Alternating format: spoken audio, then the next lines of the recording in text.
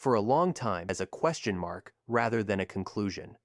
Fans saw the background, the location, the training partners, and immediately compared him to someone else. He wasn't judged on what he did inside the cage, but on who stood next to him outside of it. Every win was minimized, every decision was questioned, and every quiet performance was labeled as boring instead of dominant. Yet while the UFC world argued about hype and legacy, Islam Makhachev was building something far more dangerous than popularity. He was building certainty. Unlike fighters who chase knockouts to win approval, Makhachev chose control over chaos. He chose patience over spectacle, and that choice came with a price. Doubters claimed he hadn't faced real competition. Critics said his style wouldn't work against elite champions. Even after racking up double-digit consecutive wins, the conversation never fully shifted in his favor. The narrative was always the same. Let's see what happens when he fights someone who can stop him. But here's the uncomfortable truth. Every time that test arrived, the result was not just a win, but a statement. Opponents didn't simply lose. They were neutralized. Their confidence faded round by round. Their strengths disappeared under pressure that never eased. And slowly, without theatrics or excuses, Islam Makhachev began doing something few fighters ever achieve. He forced the UFC world to adjust its expectations. This is not a highlight reel of knockouts. This is the story of how control became intimidation, how doubt turned into fuel, and how one fighter shocked the sport not by being flashy, but by being inevitable. The real question isn't when Islam Makhachev became great. The real question is how many times the UFC needed to be shocked before it finally accepted the truth. When Islam Makhachev entered the UFC, the expectations surrounding him were unusually heavy for a newcomer. He arrived in 2015 as an undefeated fighter, backed by an elite team from Dagestan, and publicly endorsed as a future champion. His debut victory reinforced that belief, creating the impression that his rise would be smooth and inevitable. But in mixed martial arts, certainty is fragile. In his very next fight, against Adriano Martins, one small miscalculation rewrote the entire narrative.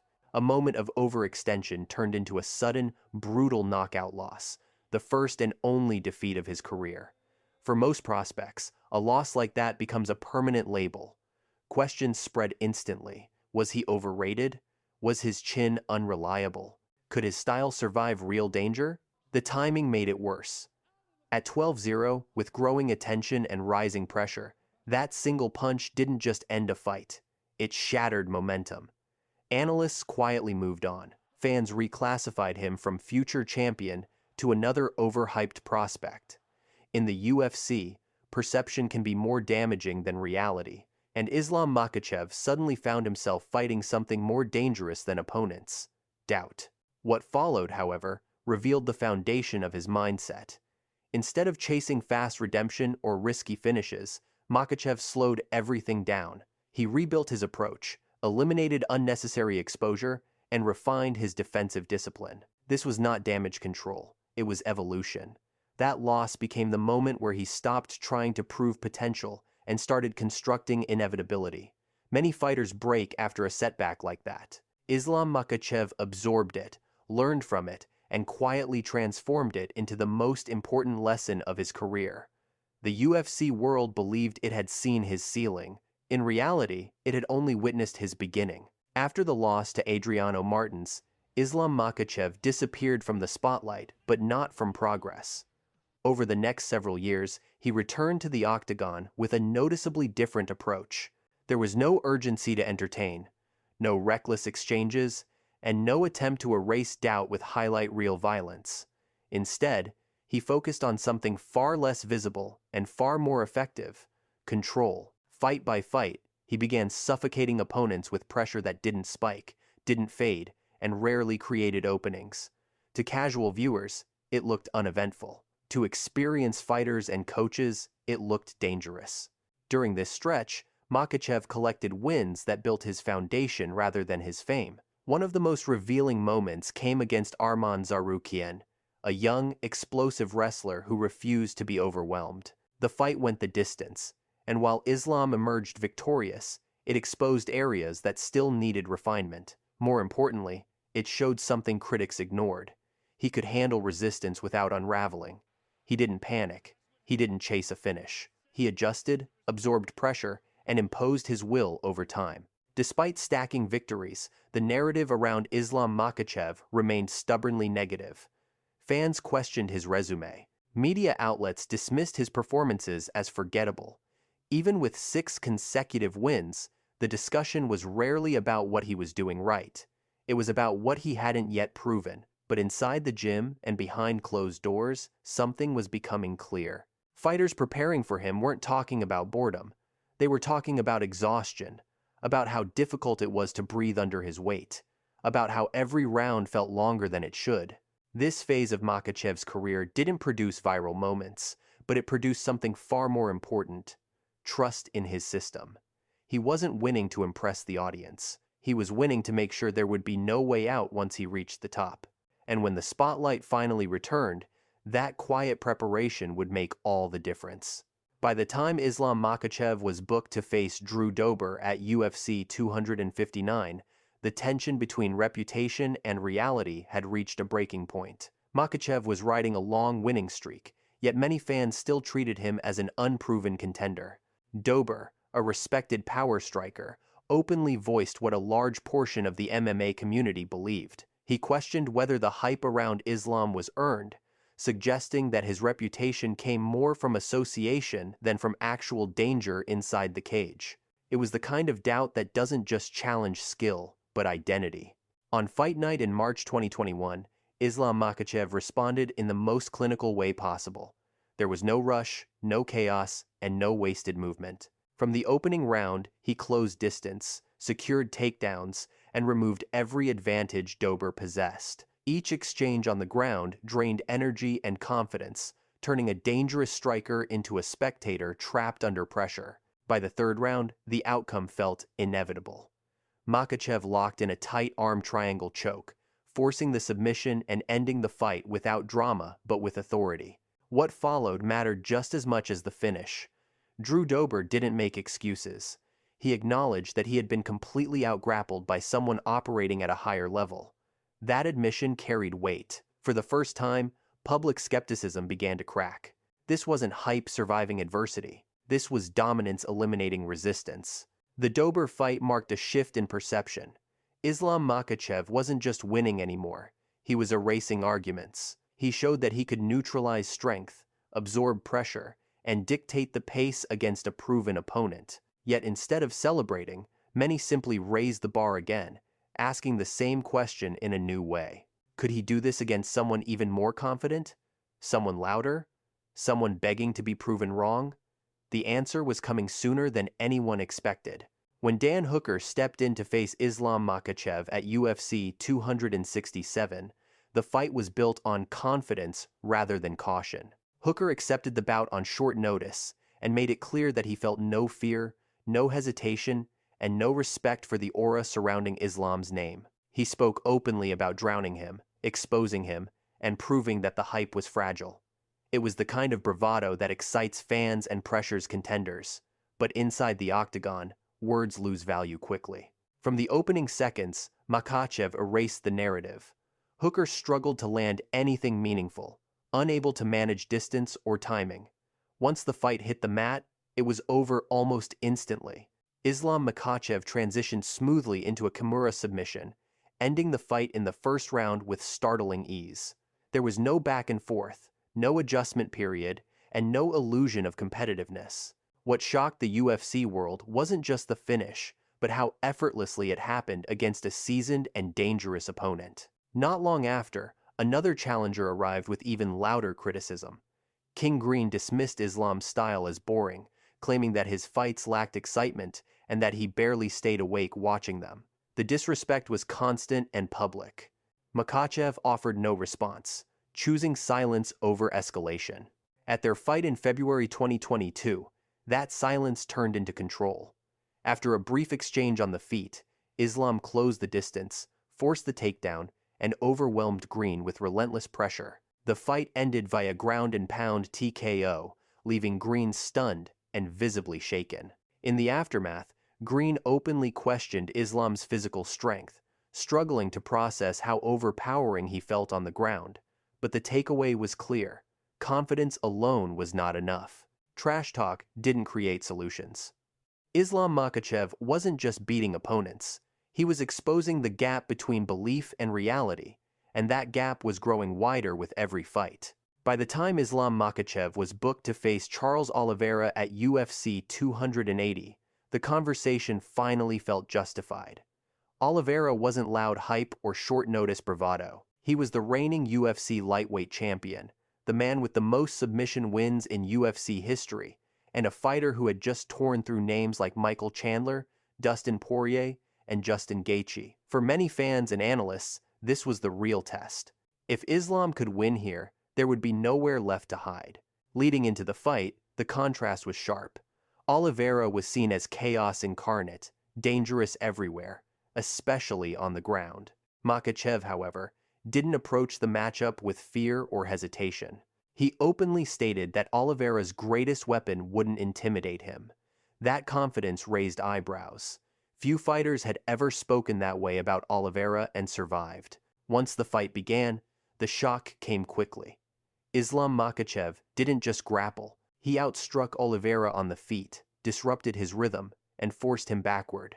When the fight hit the ground, the expected danger never materialized. Instead, it was Oliveira who looked uncomfortable, trapped under pressure that never loosened. In the second round, Islam dropped him, advanced position with precision, and locked in a perfectly executed arm triangle choke.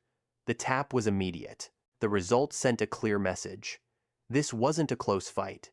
This wasn't survival. This was control from start to finish. Afterward, Charles Oliveira admitted that he felt mentally and physically shut down, unable to perform even a fraction of his usual game. With that single performance, Islam Makhachev didn't just win a title. He dismantled the final argument against him. He was now the UFC lightweight champion, and the division understood something important had changed. But surprisingly, not everyone was ready to accept it. The belt was his, yet the doubt lingered. And that meant the most difficult challenge of his reign was still ahead. When Islam Makhachev called out Alexander Volkanovski for his first title defense at UFC 284, the matchup immediately divided the MMA world. On paper, it looked like a classic champion versus champion spectacle. Volkanovski was the dominant UFC featherweight champion, widely regarded as the #1 pound-for-pound fighter at the time. But beneath the hype, skepticism ran deep. Many questioned whether a smaller fighter moving up in weight could truly challenge Islam's size, strength, and suffocating grappling at 155 pounds. Even Makhachev himself appeared confident that this was not Volkanovski's territory. Inside the octagon, reality proved far more complicated. From the opening round, Volkanovski refused to be overwhelmed. He defended takedowns with technical precision, scrambled out of danger, and forced Islam into uncomfortable exchanges. Round after round, the fight tightened. What was expected to be a stylistic mismatch turned into a high-level chess match fought at an exhausting pace. Every successful takedown was answered with resistance. Every striking exchange carried risk. As the rounds progressed, the tension grew. Makhachev did enough to maintain control in key moments, but he was pushed harder than ever before. Volkanovski closed strong, finishing the fight on top and leaving a lasting visual impression. When the decision was announced in favor of Islam Makhachev, the reaction was immediate and explosive.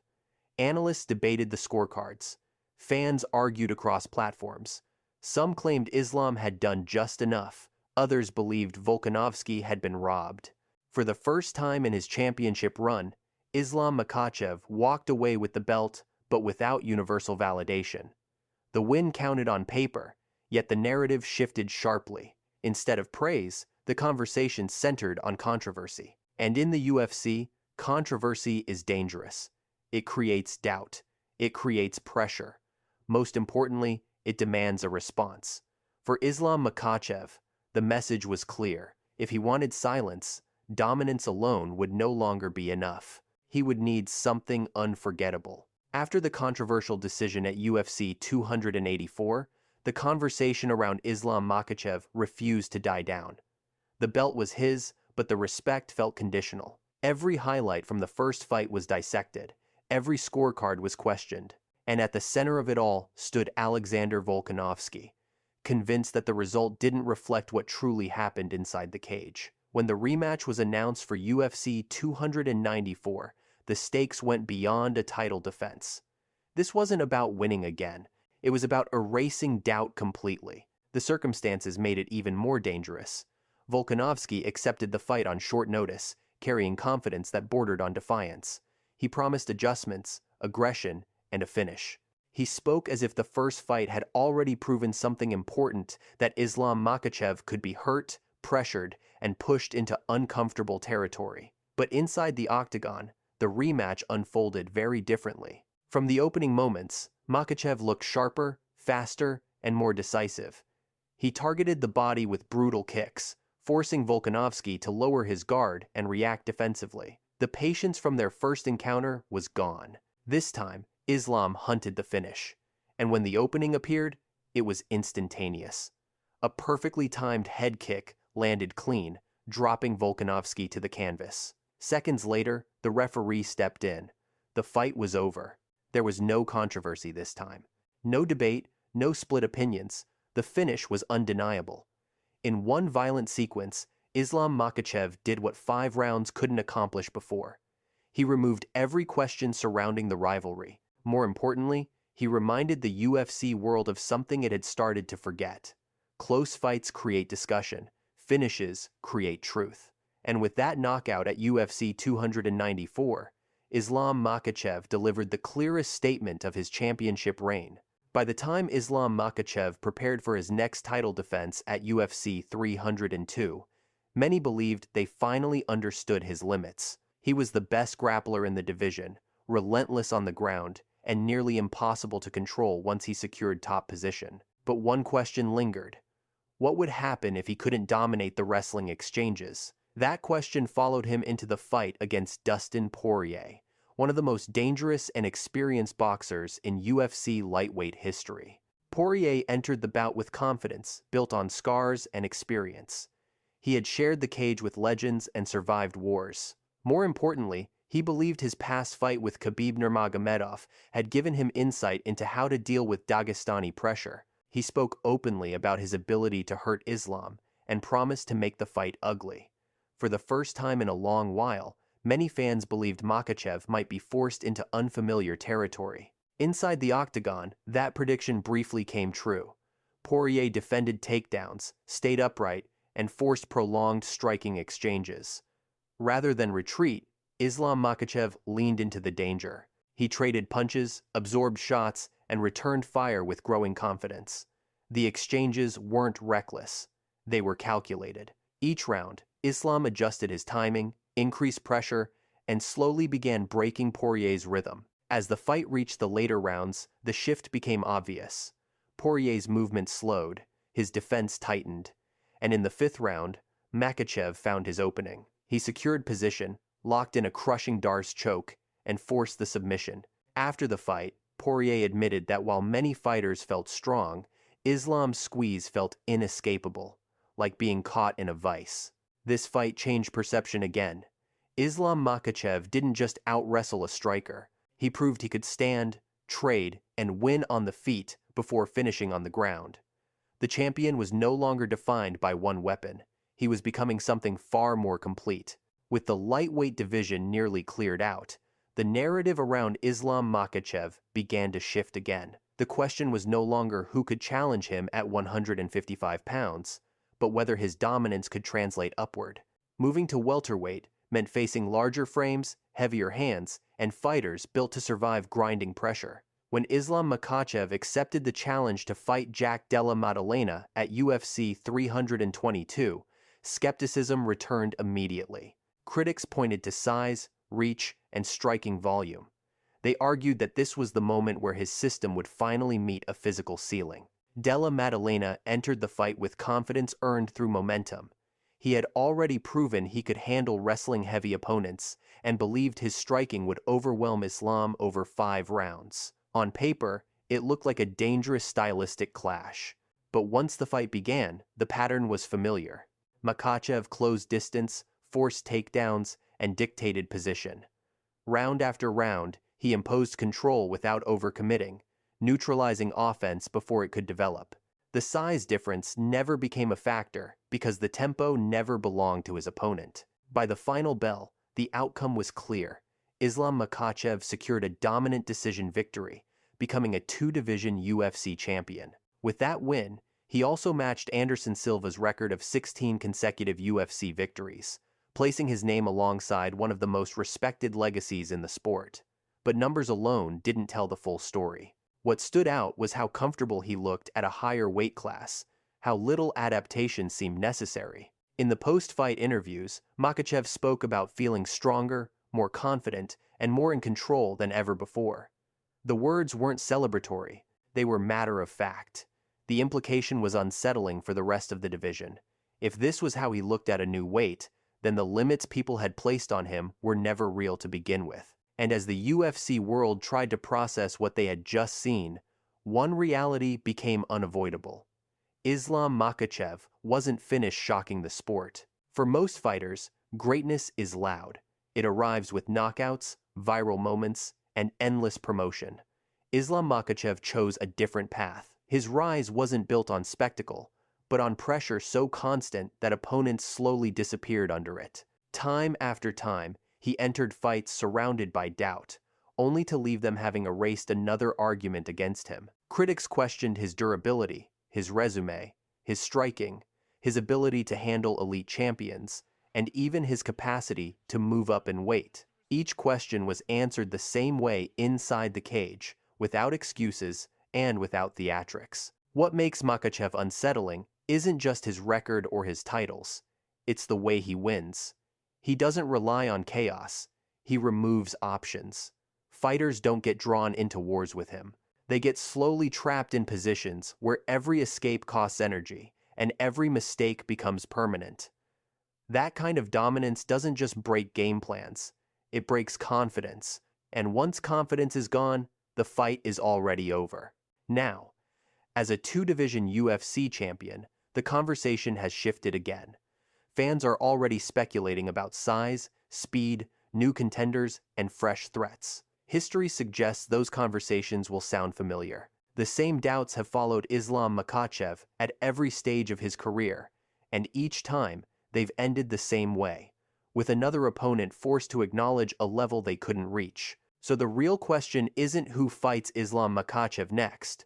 The real question is simpler and more uncomfortable. How many times does the UFC world need to be shocked before it finally accepts what's standing in front of it? If the past is any indication, the answer won't come from talk shows or predictions. It will come from the cage once again.